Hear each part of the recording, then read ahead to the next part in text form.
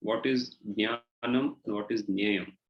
So based on these 6 questions, Lord Shri Krishna has started answering Arjuna's questions, beginning with Kshetra and Kshetrajna, and thereafter Jnanam.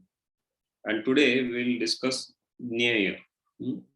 So last session we thoroughly discussed about Jnanam, the process of knowledge, which Krishna has delineated from these 4 verses, 8 to 12. And Srila Prabhupada very mercifully has given a great number of detailed explanation about each item. And we also had the opportunity to go through all this. And now we will go to the next section, which is the Jnayam. Yes, so please recite after me. Let's begin with verse 30. Jnayam yatyat pravakshyami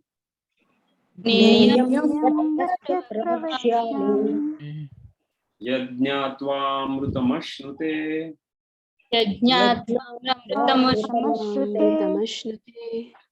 anādi matparam brahma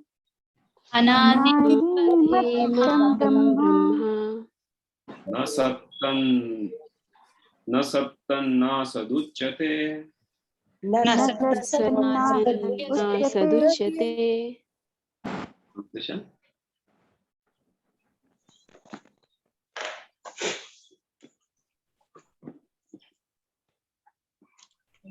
Yes, somebody can read the translation. Hare Krishna Prabhuji, Dandot Pranam Prabhuji. I shall now explain the knowable knowing which you will taste the eternal Brahman, the spirit, beginningless and subordinate to me, lies beyond the cause and effect of this material world. So Jnayam, Krishna is beginning this verse with the word Jnayam. Jnayam yattat pravakshyami. That I will now tell you what is knowable. Yajñātvām amrutam ashrute. Now it is quite interesting that as soon as Krishna has told that now I will tell you what is Jnaya, Krishna is immediately telling what is the result of knowing what is knowable. So what is that result? Amrutam ashnute. So what is Amrutam? Mruta, we know that Mruta is a person who is going to die, or to be more specific, the body which is going to die. So yajñātvā amrutam ashnute. But you will reach to that stage wherein there is no more death. So now the question is, what is this Jnaya? That is the object of knowledge. So it is very clear. In the previous section only it was mentioned that Jnanam is, yes, what is Jnanam? Process of acquiring knowledge. Yes, process of acquiring knowledge, but to be more specific, that was process of knowledge which we discussed from 8 to 12. But before that, in the first section we discussed Jnanam. Very briefly Krishna told. Knowledge. About what? Knowledge about Kshetra, Kshetrajna. Yes, perfect. And which type of Kshetrajna?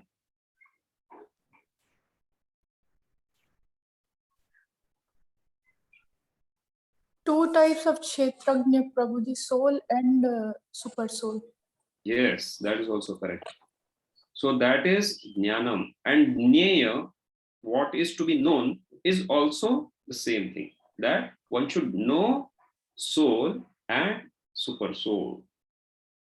So when something has to be known, so we have studied this, that there are various ways of acquiring knowledge. So when somebody looks outwardly, what happens is he sees matter. And he sees matter, and based on that concept, he tries to pursue, or he tries to seek knowledge based on that what he is seeing.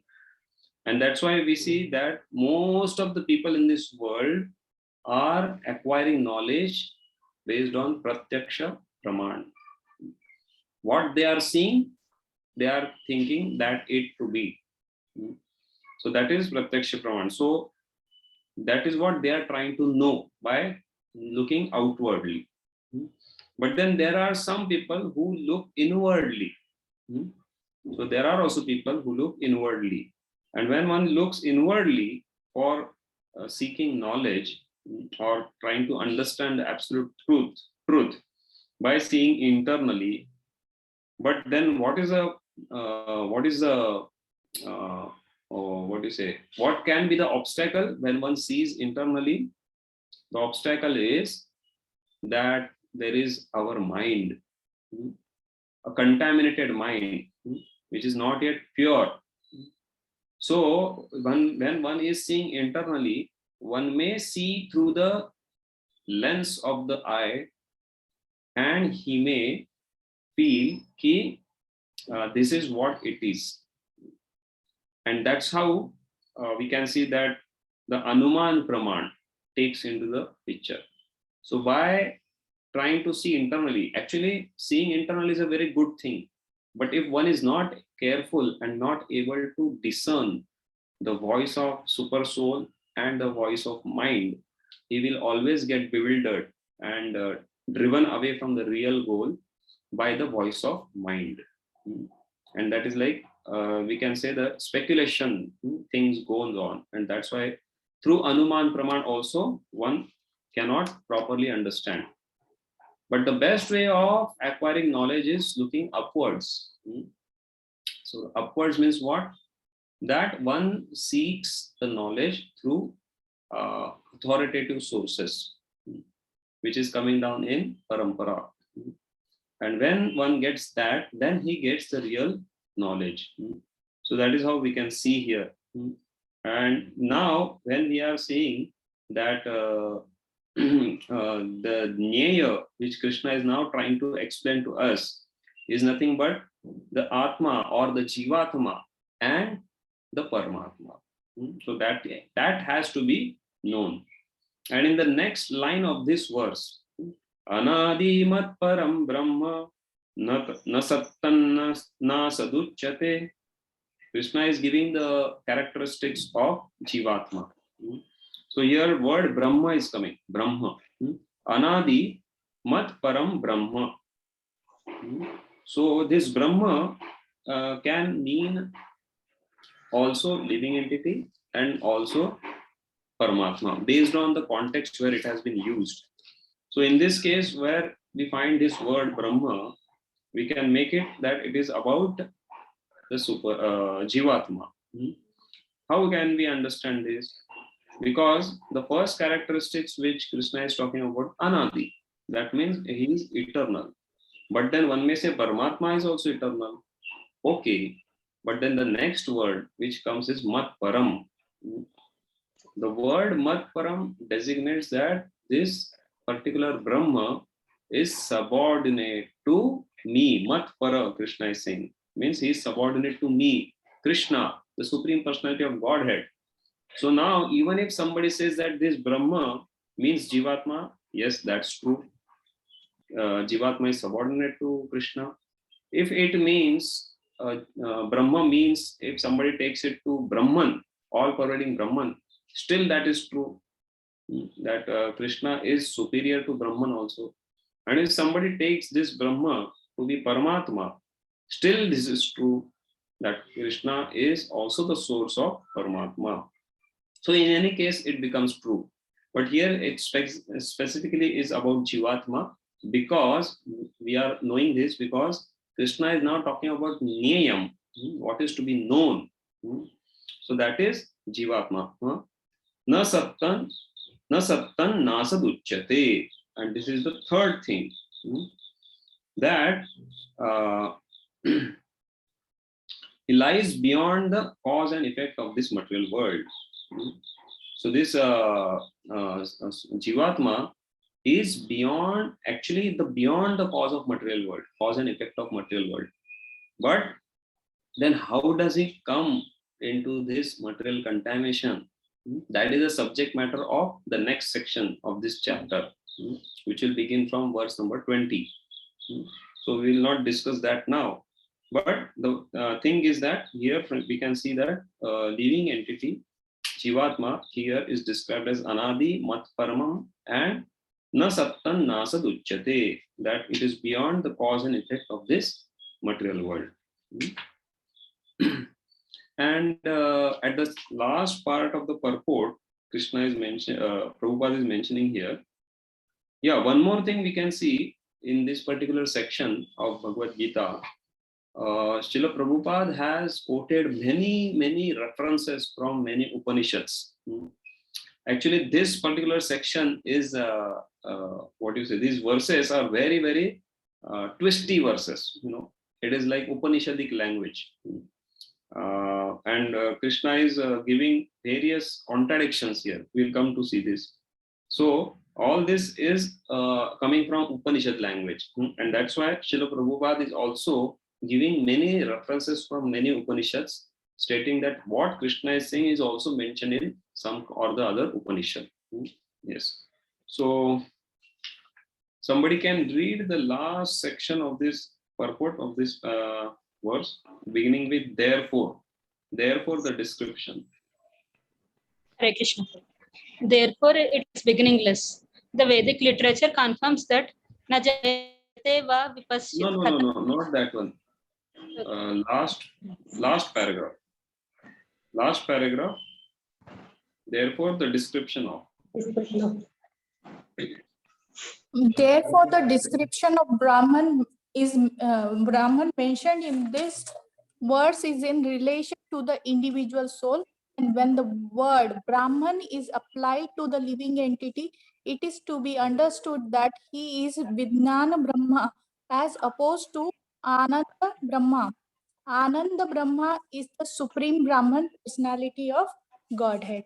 Hare Krishna. So here Prabhupada is talking about Ananda Brahma and Vijnana Brahma. So one may wonder from where these terminologies have come.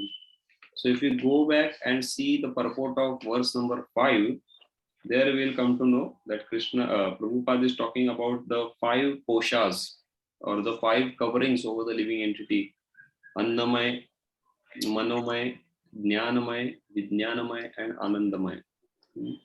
And there Prabhupada gives explanation, and from that explanation Prabhupada is mentioning here that the living entity is understood to be Vijnana Brahma, whereas the Supreme Personality of Godhead is the Ananda Brahma.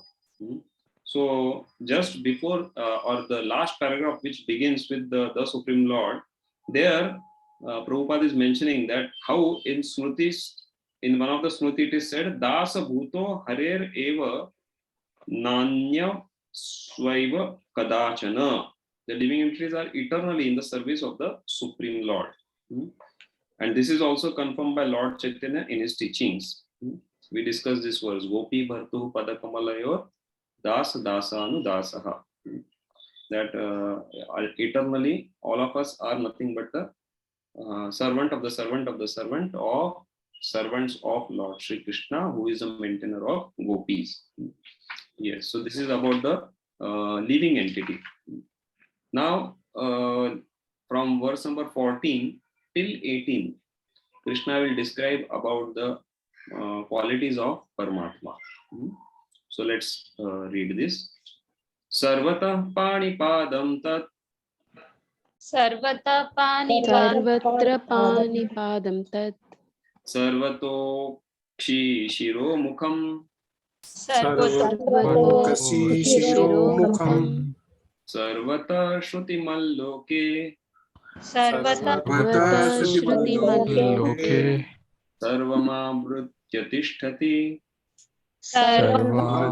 Tishtati. Translation. Hare Krishna Prabhuji. Everywhere are his hands, legs, his eyes, heads and faces, and he has ears everywhere.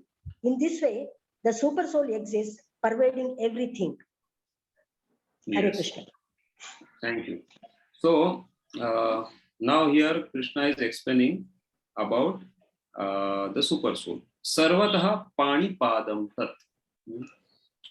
He is saying that everywhere are his hands, and padam means leg.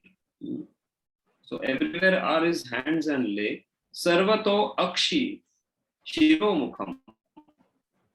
Everywhere are his eyes and also his head and his face. Then Sharvato Malki. He has many ears everywhere. And some are that if super is everywhere, then we can't see him because he is pervaded in everything. And then Prabhuji, your voice is breaking. Prabhuji, this is the some vision disturbance is of there, Prabhuji. Your Some voice is disturbance. breaking.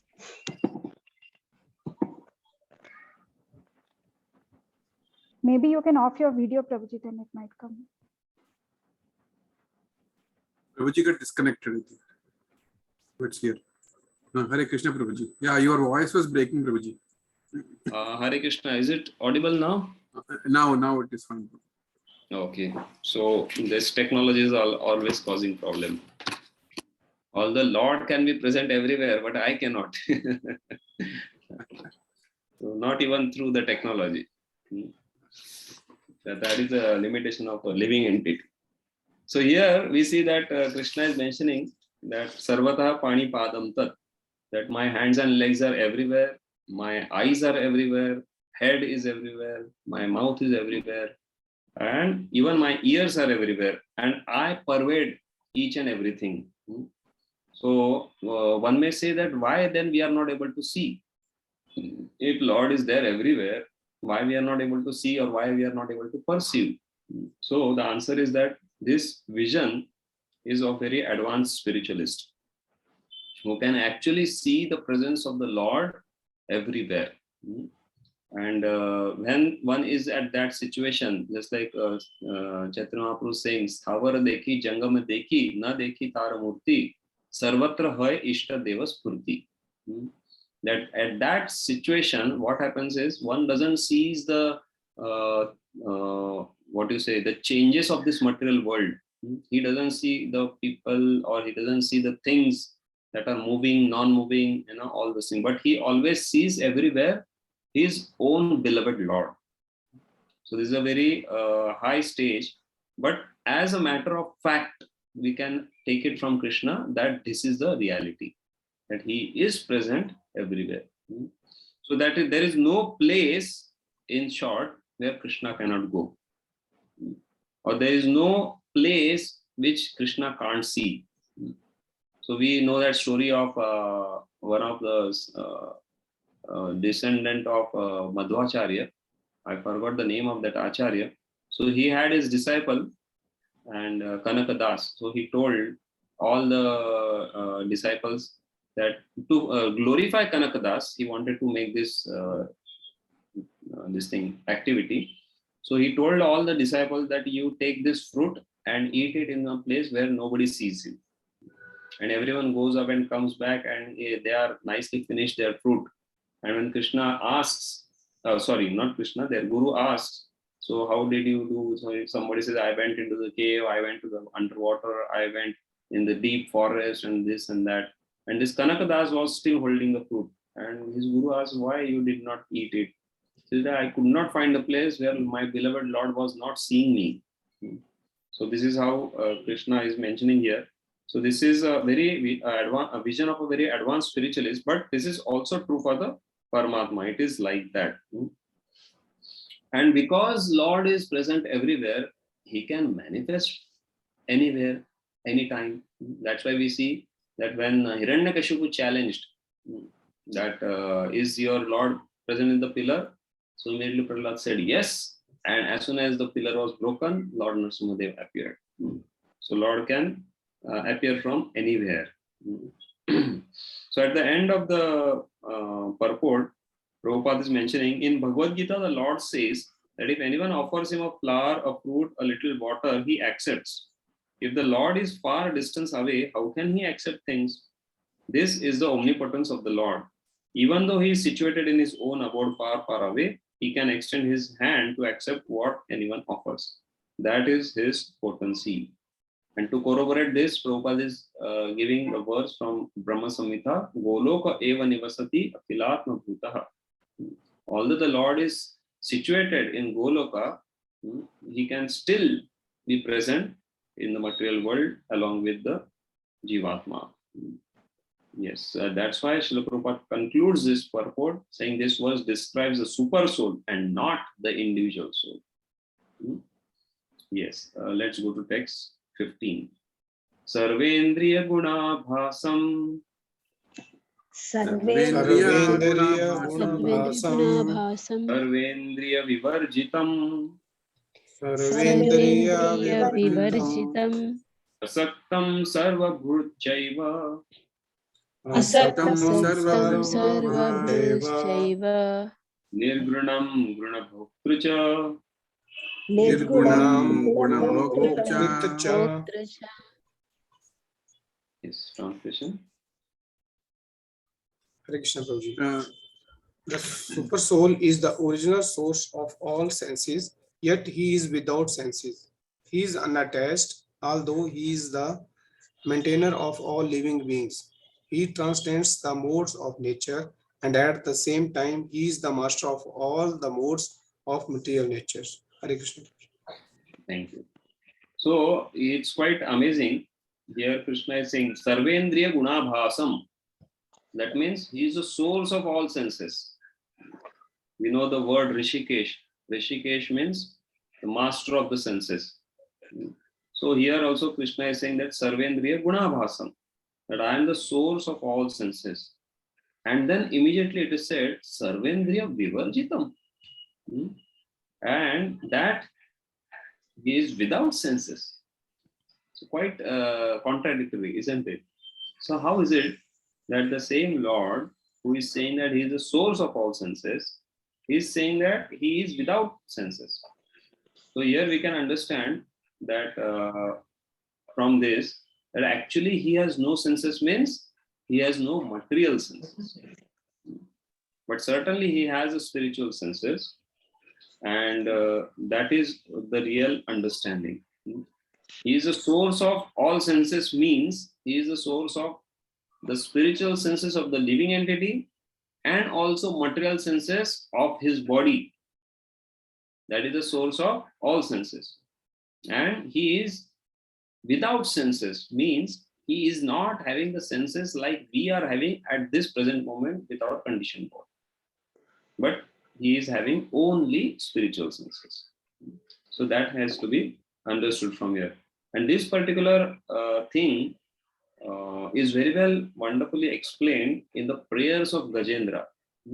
Gajendra also talks about this thing very elaborately in the 3rd chapter of the 8th canto, verse 8 and 9. So if you want, you can all go back and refer to this, how Gajendra is making this particular prayer in this particular way. And then in the next line, what it is said, Asaktam sarvabhutchaiva. Asaktam means he is unattached. So if somebody is unattached, then sarvabhutchaiva, how can he be sarvabhutchaiva? How can he be maintainer? We see in this particular world, when somebody is maintainer of something, he certainly has attachment towards those people or those things which he is maintaining. And it's quite commonly seen in this world. But in regards to Paramatma or the Supreme Lord Krishna, this doesn't apply. Although the Krishna is maintainer of all living entities, he is completely detached. And then last line says, Nirgunam Gunabhoktrucha. He is Nirguna, although he is the master of the guna. That's also again a contradictory statement. If somebody is master of something, how can he be free of that thing? But that is the real case about Paramatma. So in the middle part of the purport, Prabhupada mentions, the Supreme Lord's senses are not so covered. His senses are transcendental and therefore are called nirguna. Guna means material modes, but his senses are without material mode. It should be understood that his senses are not exactly like ours. Although he is a source of all our sensory activities, he has his transcendental senses which are uncontaminated. This is very nicely explained in the Upanishads. Again, I said no, that Prabhupada will keep referring to various Upanishads. So here we see Prabhupada is mentioning Shvetashvatara Upanishad. And in the last part of this particular paragraph, Prabhupada is saying, it is said that the Supreme Lord has no legs like us, but he can travel throughout the space because he has spiritual legs. So you all have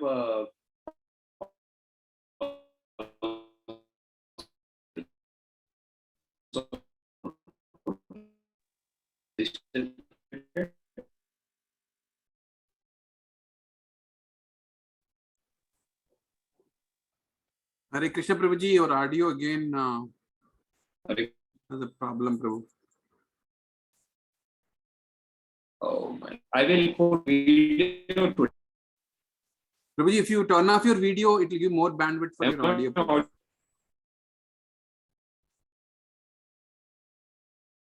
Am I audible now? Hare Krishna Prabhuji, if you turn off, yeah, now you can try. You should get more bandwidth. Am I audible now? Yes, Prabhu. I will, what I'll do is I'll switch over to mobile so that it will take lesser bandwidth. Just give me a minute.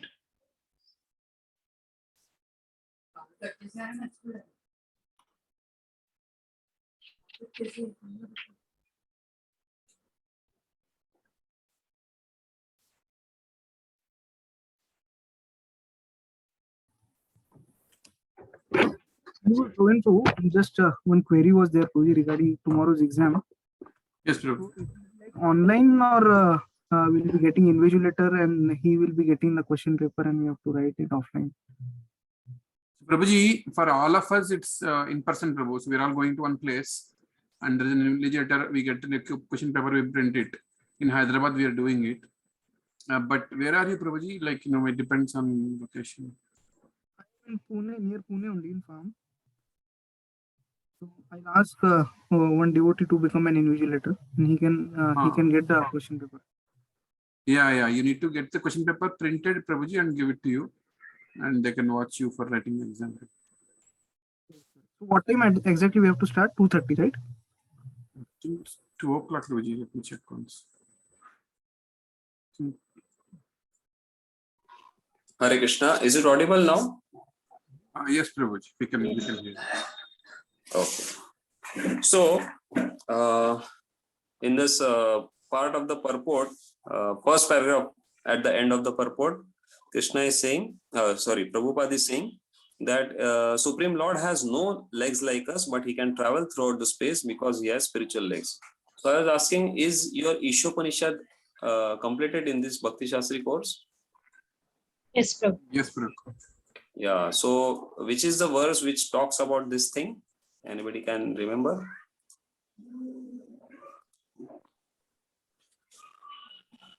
Embodied. Tadejati. Yes, perfect. Tadejati, tannejati, taddure, tadvantike, tadu tadantarasya sarvasya, tadu sarvasyasya bhahyataha. So, in the same way, here also we can see Krishna is talking in the same kind of thing. So, Ishopanishad, again, yet another Upanishad, So, we can see that these are all Upanishadic language. And then at the last part of the purport of this verse, Prabhupada is saying, although we do not see his head, face, hands or legs, he has them, and when we are elevated to the transcendental situation, we can see the Lord's form. So what we discussed in the previous verse, Prabhupada is mentioning in this particular purport. So it's like, inside story. Like if sometimes there is some terrorist attack or something, so then people are getting some information based on somebody who has seen the situation.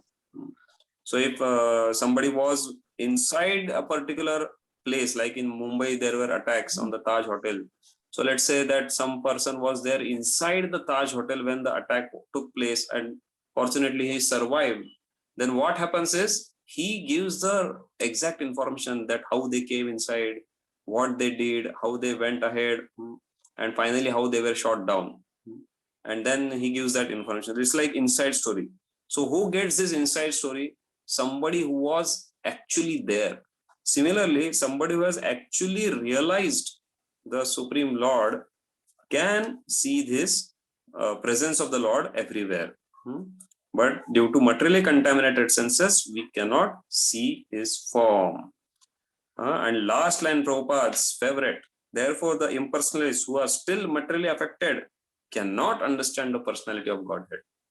So in this section, Prabhupada, means Lord Krishna also, and Prabhupada also, following the footsteps of Lord, is thoroughly dismantling the Mayavad theory. But the verses which are being talked about are very much favorite of Mayavadis, because they like to hear such things. Oh, here it is said Lord is without senses. Oh, here it is said that Nirguna, Lord, there are no qualities, So all these things gives them some kind of joy that, okay, this is very nice. This is something what we are wanting to hear. And this is what our philosophy is. So let's see how that is being foiled by Lord Shri Krishna himself.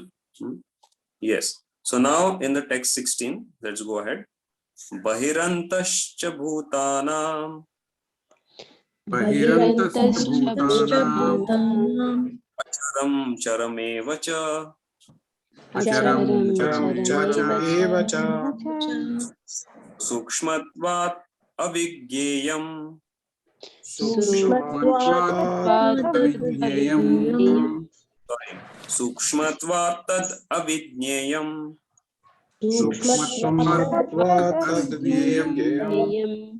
Durastham chantike cha tat.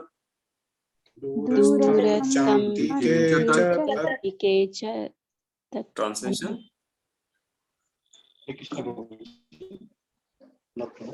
The supreme truth exists outside and inside of all living beings, the moving and the non-moving. Because he is subtle, he is beyond the power of the material senses to see or to know. Although far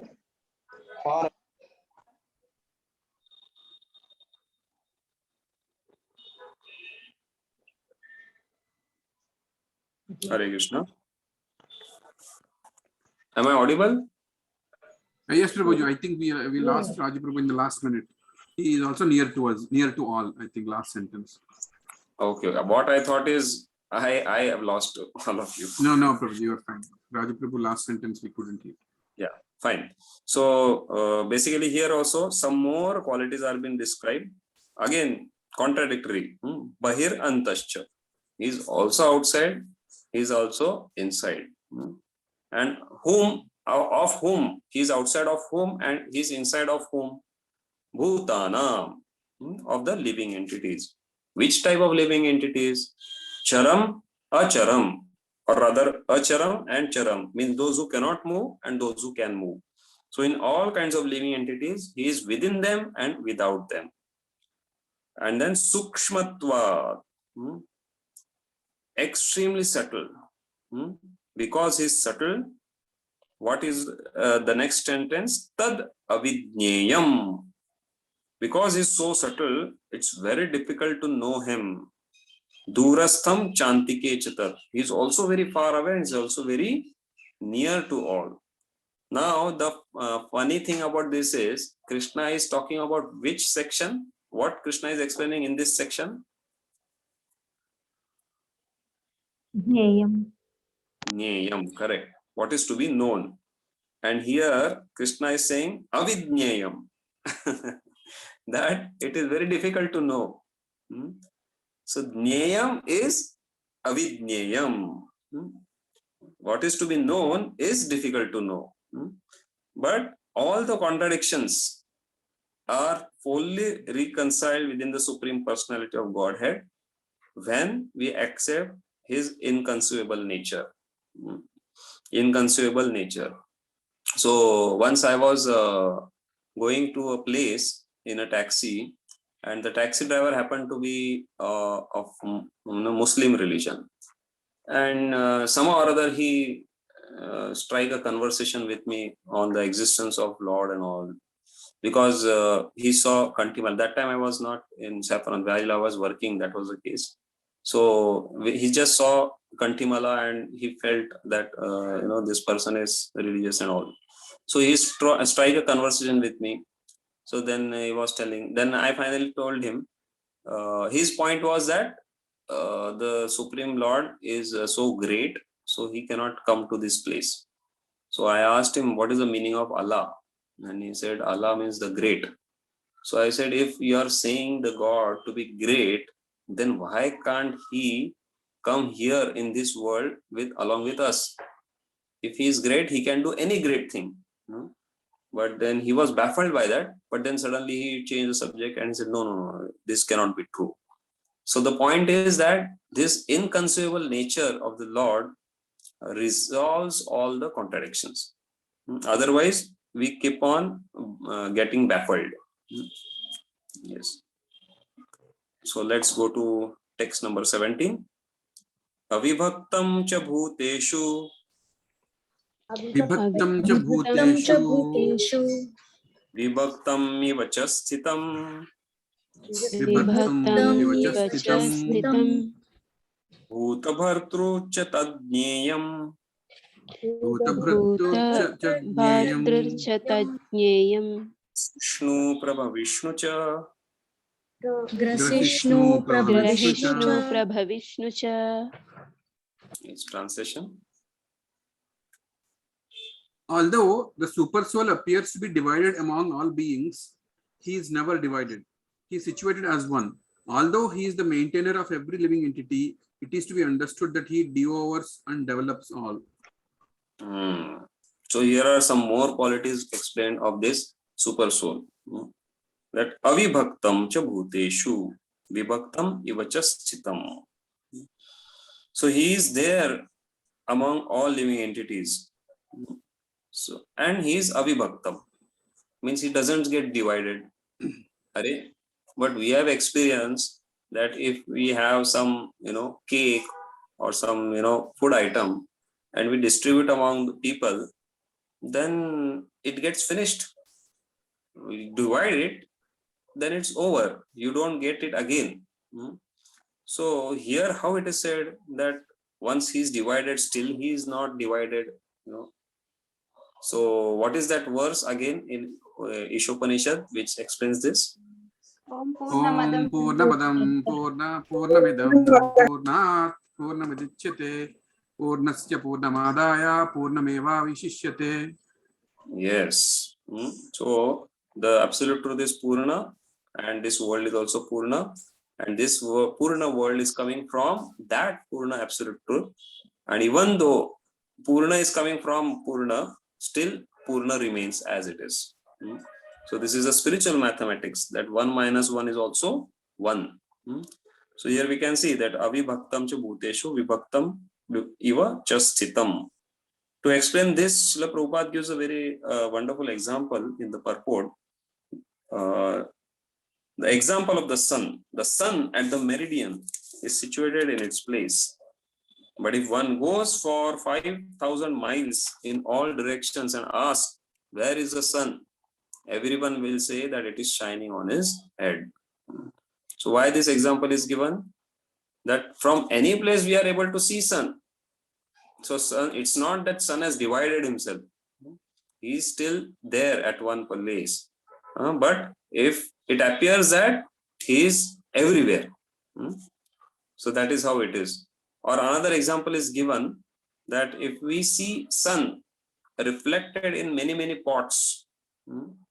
So in many pots we see the reflection of sun, So one may say, oh, sun has divided into 100 parts, but still he is remaining there as it is original sun. So that is yet another example given. Or another example Srila Prabhupada is mentioning here, Ekadesha Sthitasyagner Josna Vistarini Yatha.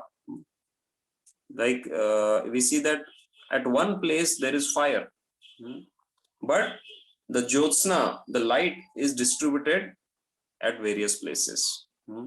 So this Prabhupada is explaining the third line of this fourth line. One Vishnu is present everywhere by his omnipotence, just as sun appears in many places to many persons. And this is how we can see that Lord, although appearing to be divided, he is not divided. And Bhuta Bhartu cha tadnyayam. Bhuta Bhartru, again here it is mentioned that he is maintainer of living entities. So previously also it was mentioned that Asaktam Sarvabhrut Chaiva. That time it is mentioned that although he is maintainer of living entities and everything, still he is unattached. And here it is mentioned Bhuta Bhartru cha tadnyayam grasishnu prabhavishnu cha. That although he is a maintainer of the living entities, one should understand that he also devours and develops when required. So what is that? Creation, maintenance, and destruction. So all these things are explained. So Grasishnu, here Srila Prabhupada is also mentioning in the purport that in the 11th chapter when Lord said that he had come to devour all warriors assembled at Kurukshetra, he also mentioned that in the form of time he devours also. Kalosmi Lokakshayam. So this is what is Grasishnu. And Prabhavishnu cha, we know that he is also there at the time of creation. He is helping the living entity to get all the necessary paraphernalia for his so-called enjoyment. So that is Grasishnu Prabhavishnu cha. Yeah. Then we'll go to next verse, that is verse 18. Jyotisham api tad jyotis. Jyotisham api tad jyotis. Tamasa paramuchyate. Tamasa paramuchyate. Jnanam jneyam jnanagamyam. Jnanam jneyam Jnanagamyam. Sarvasya vishthitam.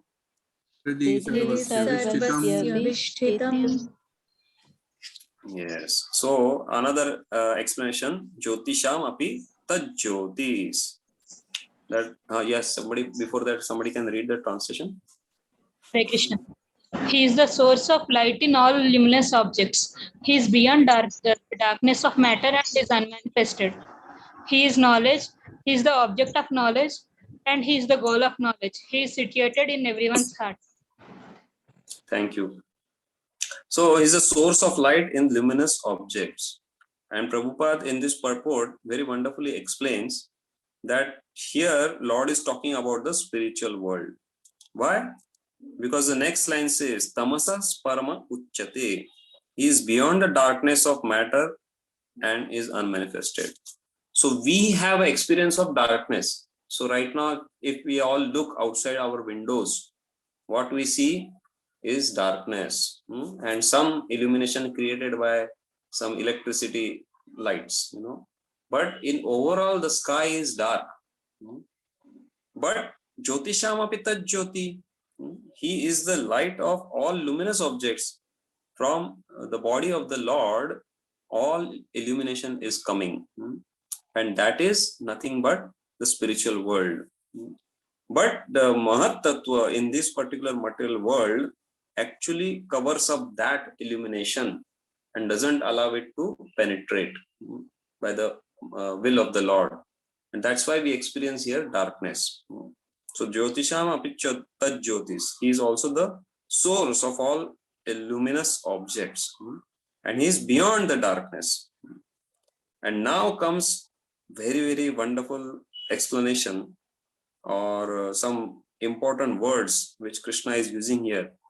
Jnanam, Jneyam, Jnanagamyam. And then Rudhi Sarvasya Vishtitam. is situated within the heart. So now, this we can see, I will talk about these three words, Jnanam, Jnayam, Jnanagamyam. But before that, Hridhi Sarvasya Vishtitam. So from verse number 14 onwards till 18, this word Hridhi Sarvasya Vishtitam makes it clear that Krishna was till now talking about super soul.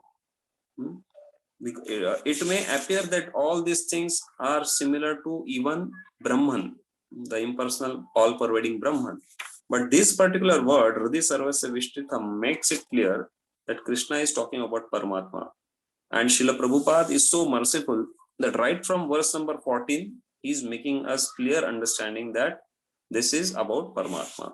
To not even give us any chance to get misguided or diverted. So that is a beauty of Srila Prabhupada's purports. And now here Krishna is talking about Jnanam, Jnayam, Jnanagamyam. Three things. So Jnanam we know. Till now we know that Jnanam is knowledge. And what is that knowledge? Is the knowledge of the soul, Kshetra and Kshetrajna, two types of Kshetrajna. Jnayam, now we understood from these verses that the object of knowledge is nothing but the soul and the super soul. Now, what is this Jnanagamyam? So, just like we see, of course, the translation of Jnanagamyam is, we can say, the goal of the knowledge, to be approached by knowledge, or the goal of the knowledge. So then, how can we understand this? What is the object of the knowledge and what is the goal of the knowledge? So, for this, we can see one example that how a medical practitioner, in order to know what is the problem with the patient, he performs some tests on the patient. So in that sense, the patient is the object for the medical practitioner. But what is the goal of that object? The goal of the object is to cure the patient. So like that, there is a difference between the object and the goal. So similarly, Jnaya or Jnana, we know that it is to know the soul and the super soul. Jnaya is again to know super soul and soul. And Jnanagamya is what? When you know Jnaya, Vedaisya Sarver Ahameva Vedyo, that is Jnaya. To know that the Supreme Lord is all in all. In all the Vedas, he is glorified everywhere. So that is Jnaya. And Jnanagamya is then, after knowing what is the glory of the Supreme Lord, to engage in his service, to be in loving service of that Supreme Lord, to re-establish our lost relationship with that Supreme Lord. That is Jnanagamya. So like this, these three terminologies are being explained by Krishna. And then let us go to the last verse of this section, text 19.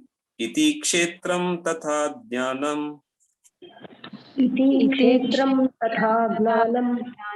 Jnayam choktam samasataha.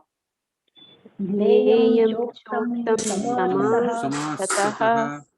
Madbhakta etad vidnyaya. Madbhakta etad vidnyaya. Madbhavayo papadyate. Madbhavayo papadyate. So this is a very, very wonderful verse, which is a big blow to the Mayavadis. Why it is a big blow to the Mayavadis? Can anyone guess?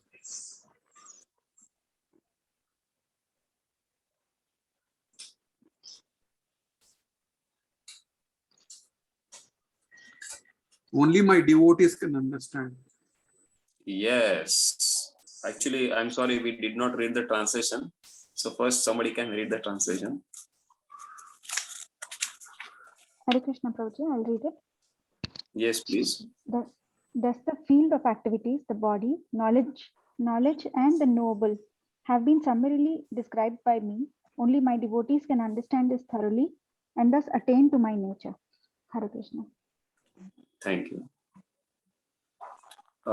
So here, Krishna is saying, Mad Bhakta etad vidnyaya.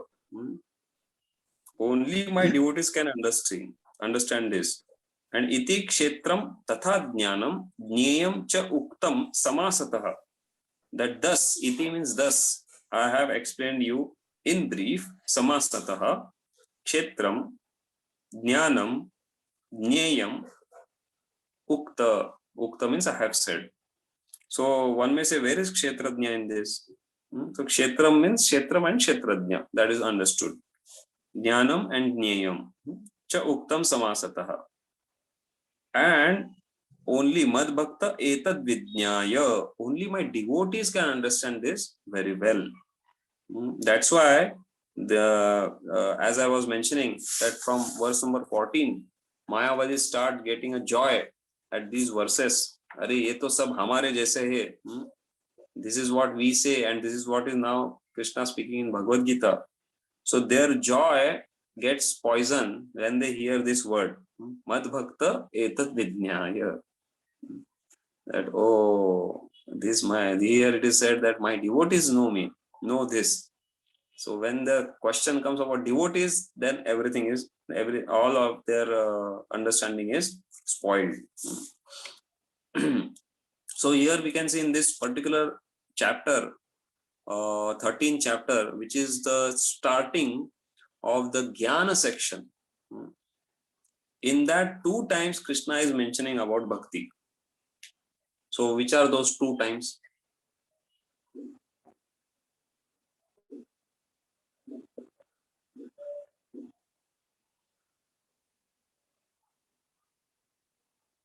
One is so quite obvious.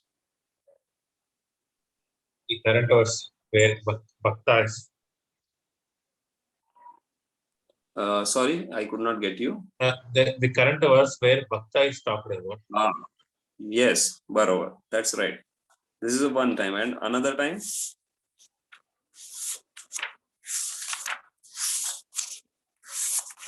In verse number 11, first line, Mai chananya yogena bhaktir avyabhicharini.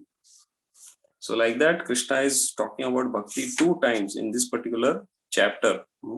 So this we can see that how much emphasis Krishna is giving on the devotional service.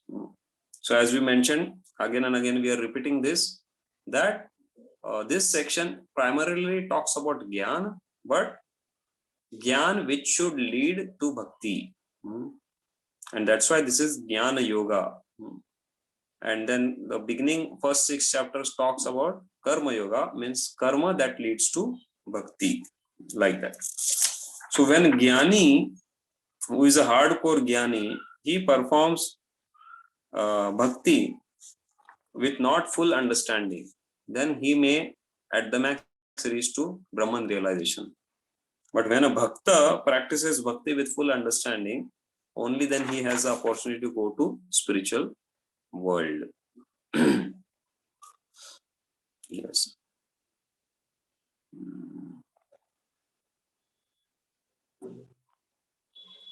Okay.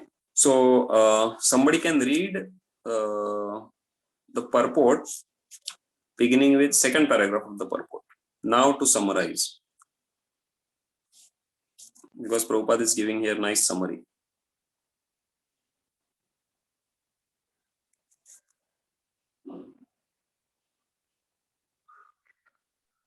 Hare Krishna, am I audible? Yeah, Hare Krishna, Prabhu. Yes. Okay, so shall I read the purport, Prabhu? Yeah, from now to summarize. Now to summarize, one may understand. Yeah, sure. Now to summarize, one may understand that the verses 6 and 7, beginning from Mahabhutani and continuing through Chetana Dhriti, analyze the material elements and certain manifestations of the symptoms of life. These combine to form the body or the field of activities. And verse 8 through 12 from Amanitvam through Tattva Jnanartha Darshanam describe the process of knowledge for understanding both the types of knower of the field of activities, namely the soul and the super soul. The verses 13 to 18, beginning from the Anadi Mat Param, and continuing through to the Sarvasya Vistan. Okay. Vistitam. Describe the soul and Supreme Lord or the Super Soul. Go ahead. Thus, three items have been described: the field of activity, which is body, the process of understanding, and both the soul and the super soul. It is especially described here that only the unalloyed devotees of the Lord can understand these three items clearly. So for these devotees, Bhagavad Gita is fully useful. So for these devotees, Bhagavad Gita is fully useful. It is they who can attain the supreme goal, the nature of the Supreme Lord Krishna. In other words, only devotees and not others can understand Bhagavad Gita and derive the desired results. Hare Krishna. Thank you. So very nicely Prabhupada has summarized these verses in just 2 paragraphs, beginning from 6, So that's why I wanted all of you to read it. Now we are moving on to the next section, that is verse number 20 to 26, which talks about Prakriti, Purusha and their union. So I'm not sure whether we will be able to complete this section, but nevertheless we will begin it so that we complete the all the 18 chapters in prescribed time limit. Yeah. So any questions so far on this section?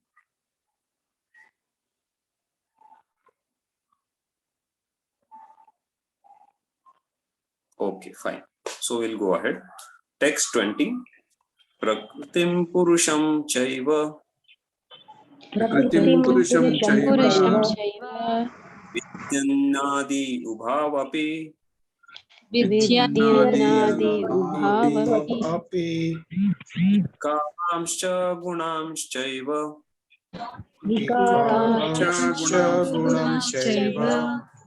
Viddhi Prakruti Sambhavan.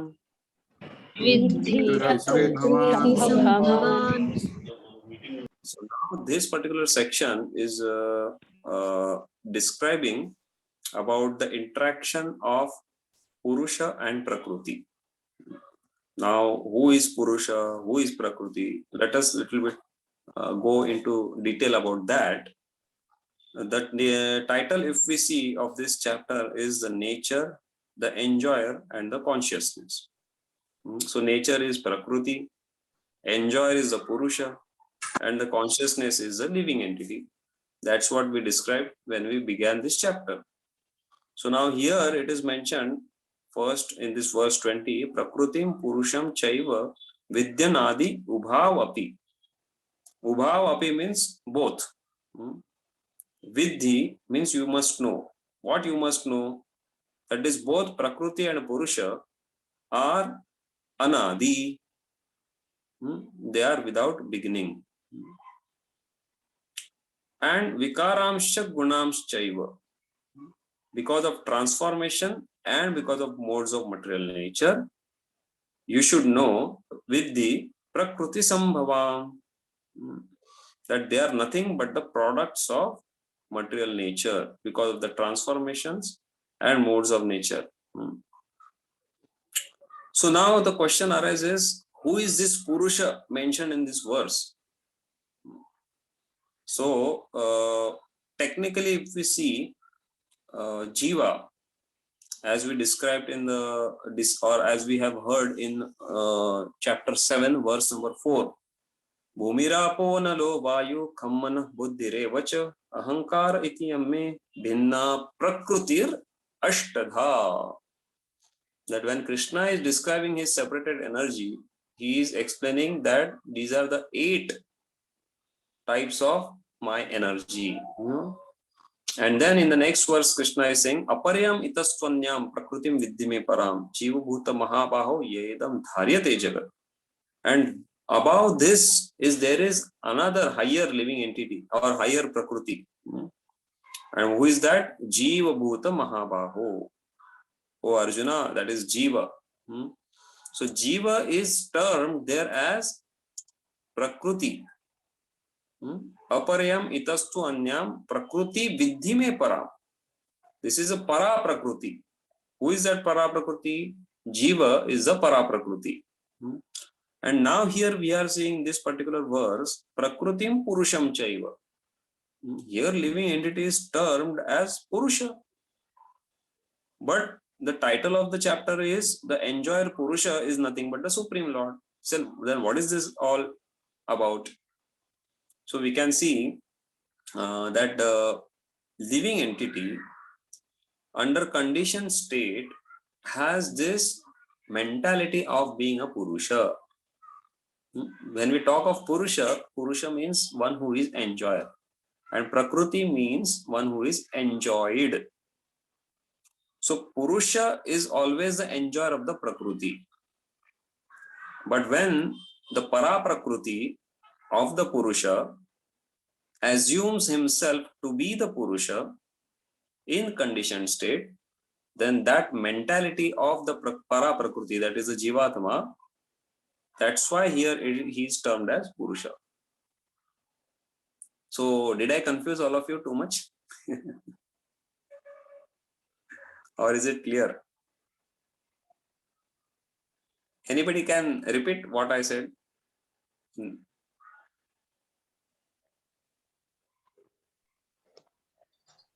Actual enjoyer is the super soul, Prabhuji, but in conditioned state, the living entities are, they think they are the enjoyers. Okay, that is correct. But what is in essence the living entity? Technically? He is a part of Prakriti. Enjoyed. Yes, correct. Prakriti is part of Prakriti. He is enjoyed. Very good. And he is Para Prakriti. Not just Prakriti, but the Para Prakriti. Yes. So, very good. So here Prakritim Purusham Chaiva. So now we understood here that the word Purusha mentioned in this particular verse is referring to the living entities in conditioned state who are thinking themselves to be the Purusha. And we also see this, how does they think like that? Prakrute kriyamanane gune karmani sarvashah ahankara vimudatma kartahamiti manyate. Because that false ego, he is thinking himself to be the enjoyer, and that is how he is thinking himself to be the Purusha. So, material nature, translation goes like this: material nature and the living entities should be understood to be beginningless. Their transformations and the modes of matter are products of material nature. When we talk about this particular Prakriti and Purusha, so here the title is given to this section and their union. So how does that union come about? And Srila Prabhupada very wonderfully explained this in the second paragraph of this purport, that those living entities who are averse to serving the Supreme Lord, they are not allowed in the spiritual sky, and that's why they are sent in this particular area of the creation wherein they are put under the custody of material nature. And that is how those living entities are combined with the material nature. So we all know this, how the creation takes place, that Mahavishnu, from his body, he creates Mahatattva, Prakriti, Pradhan, all these things comes about. Then the Mahabhutani, all that we discussed previously also. So all these things comes, and that is how the living entity comes in contact with the material nature.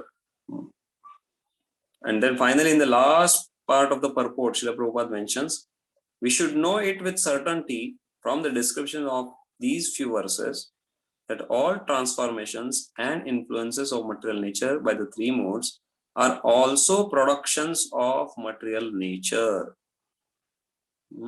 So whatever the modes are there, like the example is given of the three colors, R, Y, B. When they combine, then all other colors are formed. So similarly, when these three modes interact with each other, then there are various such combination, and from that everything comes about. all the transformations and variety in respect to living entities are due to the body. As far as spirit is concerned, living entities are all the same. So spirit, soul, all the same means what? Means in quality they are same. All the living entities are Satchidananda. But based on their interaction with the modes, they are placed in different kinds of bodies. That we will come to know as we proceed ahead in this section. Yes. So then next verse, text 21. Karya karana kartutve. Karya karana kartutve. Hetu prakriti ruchyate. Hetu prakriti ruchyate. Purushaha sukha dukkhanam. Purushaha sukha dukkhanam. Bhoktutve hetu ruchyate.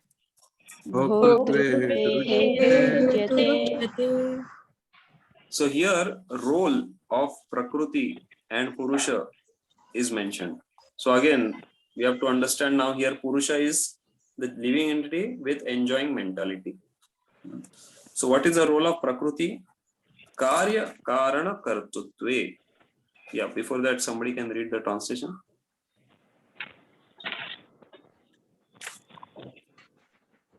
Hare Krishna. Nature is said to be the cause of all material causes and effects, whereas the living entity is the cause of various suffering and enjoyments. So now this is a very, very important thing to understand. The cause, what is the cause of what? So nature is said to be the cause of all material causes and effects. Karya Karana Kartutve. Hetu Prakriti Ruchyate. Sorry. So we can see here with the example of, if we want to cook any particular food item, then what we do? We go and bring particular ingredients, and then we mix them with a particular quantity and with a proper process, and then something comes out which we offer to the Lord and then take it as prasad. And that food item is nothing but the effect, and the ingredients are the causes. So the material nature has both the things in itself. There are ingredients also, and then there are the effects also, the effects of the causes also. So all the ingredients, like we discussed, Bhumi Raponala Vayu, Kham Manobuddhi Ravacha. So there are various such ingredients or various such elements. Combining them comes out various effects.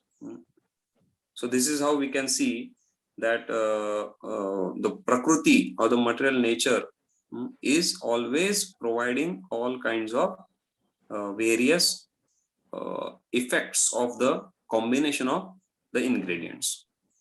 We can see from an example, let's say we want to offer a garland to the Lord. So if we want to, another example, like first we saw about food item. So garland, if you want to make a garland, what we need? We need flowers. So we go around in the garden or in the market and get flowers. Then we have a thread, then we have a needle, but none of them is made by us. We just combine them, and after combining, it is garland is made. So that is how we see that most of the things, the Prakriti is making things, but the living entity who is thinking himself to be the doer is falsely feeling that I am doing it. But what is actually the role of living entity? Purushaha sukha dukkhanam bhoktritve hetu ruchyate. Because of the enjoying mentality, he either experiences sukha or he experiences dukkha. That's it. Whereas the living Prakriti is doing the part of providing all kinds of necessary things. So then who is the cause actually, if we go to see? So if we say that living entity is the cause, But then what does living entity do? It can only have a desire. It can only desire that I want to enjoy in this particular way. But then to actually enjoy, like for example, now if I say that I want to give a class. So if I were to give a class to the devotees in Hyderabad, then I need to have some facility by which I can give the class. So I should have a laptop with Zoom installed in it and proper network connectivity. And then I can give class. So when a living entity is desiring something, then the ingredients are supplied by the material nature for his fulfilling those desire. And when that happens, only when that is sanctioned by the Lord. So when we say that the living entity is the cause, then the only thing that living entity can do is desire. But if we say the Prakriti is the cause, but Prakriti only provides the ingredients. And when does the Prakriti provides ingredients? Only when Lord is giving the sanction. So that's why the Purusha who is thinking himself to be the enjoyer is falsely in this conception that he is doing certain things in this world. Again, the verse Prakriti Kriyamanani Gunai Karmani Sarvasha Ahankara Vimudatma Karta Ahamiti Manyate. Because of this Ahankar, this false ego of identifying himself to be the enjoyer or having this mentality of enjoying, he is thinking he is doing things in this world.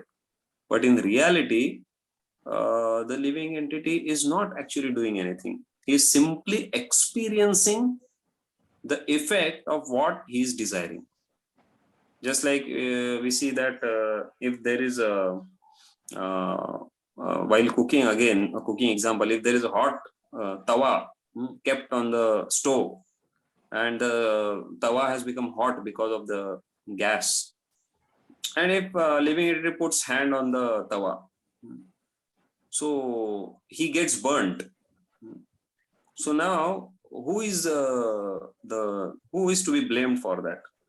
Is tawa to be blamed, or is the fire below to be blamed, or the living entity who is keeping the hand on it is to be blamed? Now what material nature has done? Material nature has not done anything. The tawa was there, it was hot, it was being made hot by the gas flame below. But the living entity is desiring something and material nature is supplying something. And that's how he is getting the effect. And that's how the living entity is experiencing bhoktutve sukha dukkhanam. Because of that enjoying mentality, he is experiencing this happiness and distress in his life.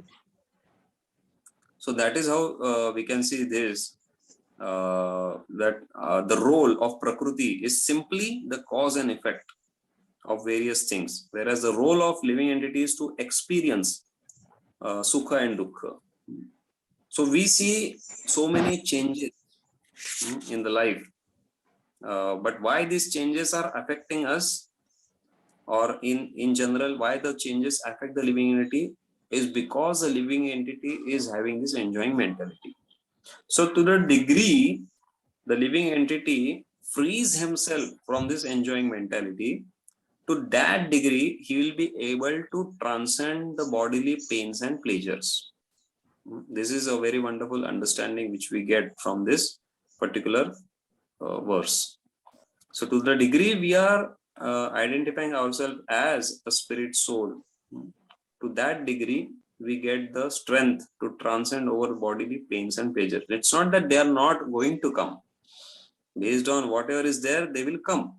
But then by not identifying ourselves to be the Purusha, by properly understanding ourselves to be the Prakriti, then we can transcend it.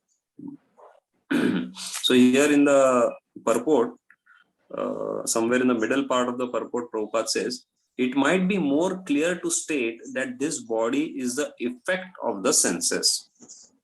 This body is effect of the senses.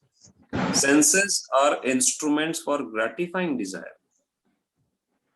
Now the sum total, that is the body and instrument senses, are offered by material nature. And as will be clear in the next verse, the living entity is blessed or damned with circumstances according to his past desire and activity. So the next verse which is coming up is a very, very important verse of this chapter and also of this whole section from 13 to 18. It is said that this is the seed verse of this whole section from verse 13 to 18. So can somebody read this last part of the purport of verse 21, beginning with according to one's desire?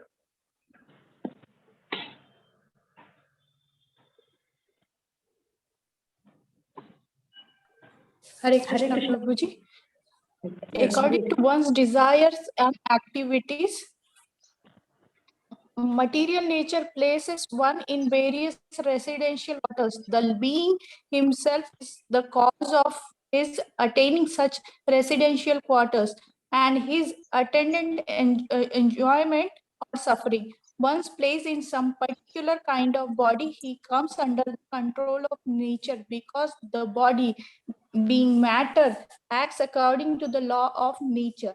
At that time, the living entity has no power to change that law. Suppose an entity is put into the body of a dog. As soon as he is put into the body of a dog, he must act like a dog. He cannot act otherwise. And if the living entity is put into the body of a hog, then he is supposed to eat stool and act like a hog. Similarly, if the living entity is put into the body of a demigod, he must act according to his body. This is the law of nature. But in all circumstances, the super soul is with the individual soul. That is explained in the Vedas, Mundaka Upanishad 3.1.1 as follows. Dva Suparna Sayuja Sakya. The Supreme Lord is so kind upon the living entity that he always accompanies the individual soul and in all circumstances is present as the super soul of Paramatma. Okay, thank you very much. So just what we discussed, Prabhupada has so very wonderfully explained here. So that's why I wanted you all to directly read what Prabhupada said.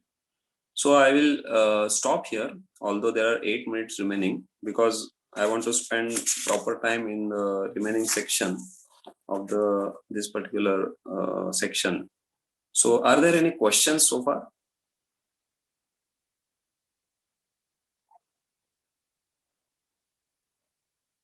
Okay.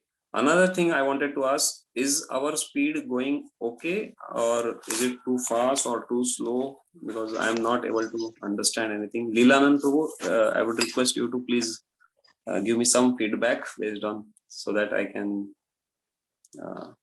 change the way if needed.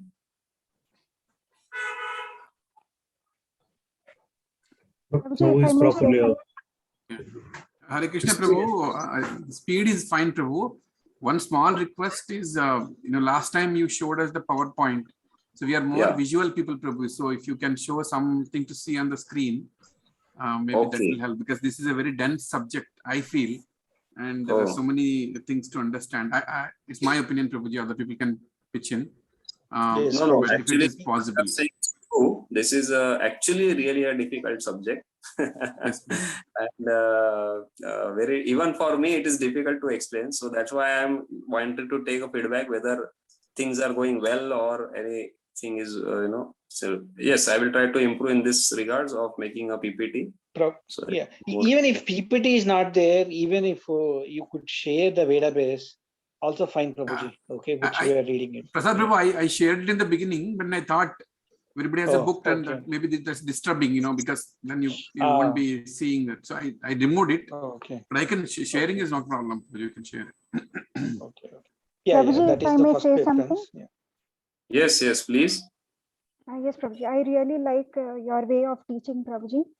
and you are going through each and everything, and you are giving a lot of practical examples, which is like much needed, especially it will help us even in understanding the concept better and probably putting it across even while we are writing open book or something.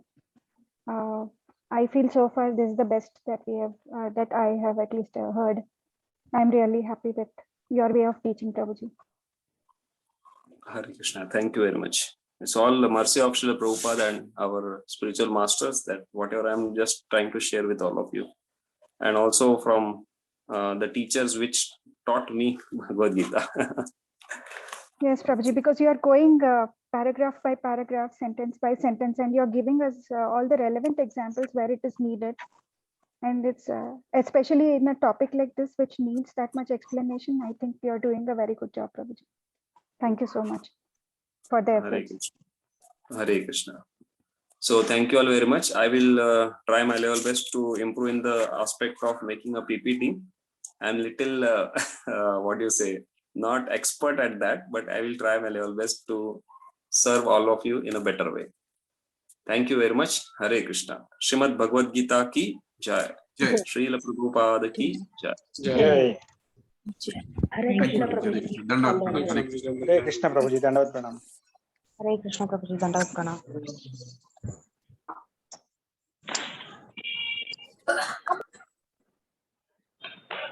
Thank you, Prabhuji. Hare Krishna.